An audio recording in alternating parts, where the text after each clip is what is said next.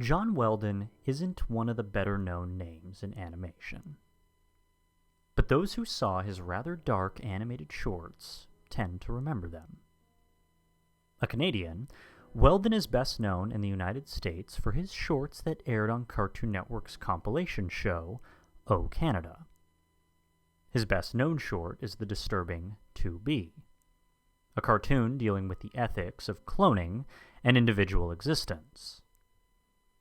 Other examples of his work are The Lump, a bizarre story about a growth deformity changing a man's life for the better, and Special Delivery, which dealt with murder, adultery, and even had full frontal nudity. And despite what he got away with, there was one short Weldon made that only a few people have seen or heard of. Sunlit Nightmare. The exact year it was made isn't known, but indications point to the early or mid-1980s. Weldon had suddenly started to show signs of narcolepsy, falling asleep suddenly at work. He would wake up screaming and refuse to say anything about what he had been dreaming about.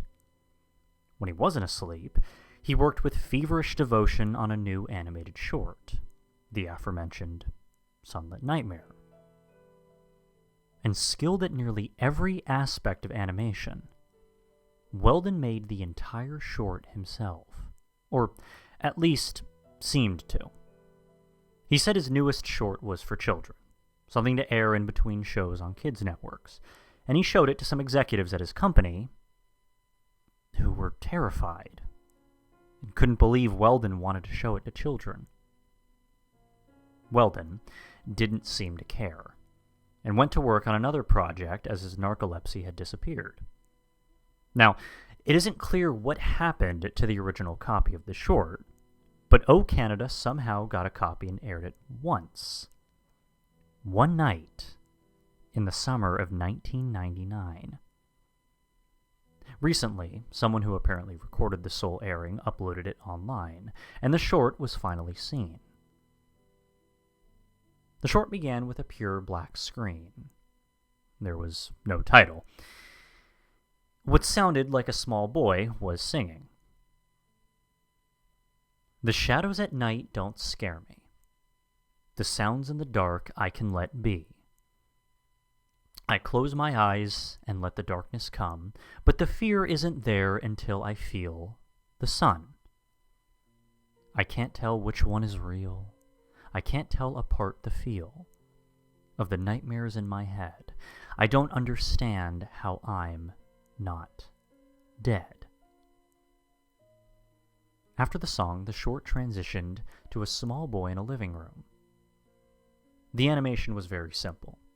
The boy and the furniture were drawn in a squiggly style by a black pen. The background and non-outline parts of the objects were paper white. The boy was nervously looking around the room and was very jittery. And while he looked, there was a voiceover. I used to be afraid of the dark. I would stay up all night, afraid of the monsters that were hiding in the shadows. One day, I was tired from not sleeping the night before. I lay down on the couch and thought I could sleep when it was sunny out. I had the scariest dream ever. I couldn't even remember it all. All I could remember was that a beam of sun was shining on me when I woke up. And ever since then, I haven't been afraid of the dark. The boy kept looking, and the view changed to behind the couch. A glob of black clay was behind it. Real clay. It started to grow and turned into some kind of insect or spider.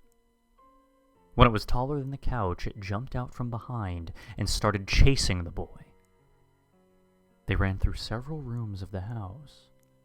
The drawing quality of the rooms improved with each one, until it was in a bedroom against a live-action, completely frozen backdrop. The monster cornered the boy, grew a gigantic mouth, and swallowed him. And the next part is It's hard to describe. It was all claymation, clay insects. People and transforming shapes were dancing, warping, and morphing. It was very fast-paced, but the music was very slow, played entirely on high-pitched bells. The boy eventually fell out of one of the shapes. He was curled up in fear, sobbing. The view shifted back to the room from the beginning of the short. The boy was lying on the floor, a yellow beam of sunlight shining on him. The singing started again. Every day it's the same exact thing. The monsters roar and bite and sting. No one is home, no one can help me. I wish I could leave, but outside I see the burning, dry glare, the brightness in the air. I used to fear the dark, but now I'm the only one who had to deal with an endless, hopeless fear of the sun.